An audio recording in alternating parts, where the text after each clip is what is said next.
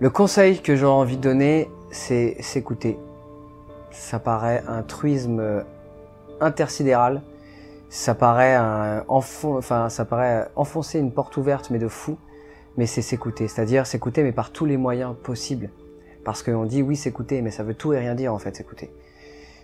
Moi quand je parle de s'écouter, c'est écouter son cœur d'abord, ses tripes, donc son cœur, ses tripes, mais aussi écouter son corps, c'est-à-dire les réactions de son corps quand on se parle à soi-même. Je pense que c'est une très bonne chose de se parler.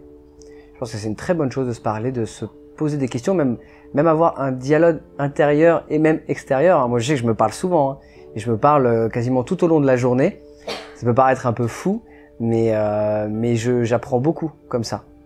Et s'écouter, vous verrez de toute façon que lorsque il y a quelque chose qui vous enchante le plus possible, ce qui va vraiment être la plus belle des réponses, ça va pas forcément être le oui, ça va être le grand sourire avec le oui qu'il y a. Et je pense qu'il faut plus écouter encore le grand sourire que le oui. Et c'est pareil au niveau de la posture.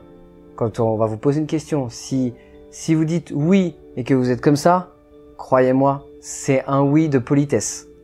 C'est vraiment parce que soit on a peur de dire non, soit c'est pour être poli avec la personne. Donc s'écouter, c'est écouter toutes les parties de son être. C'est-à-dire écouter son corps, écouter son cœur, écouter ses tripes, écouter vraiment tout ce qui vibre, mais ce qui vibre, vraiment, voilà. Écoutez ce qui vibre en vous, clairement.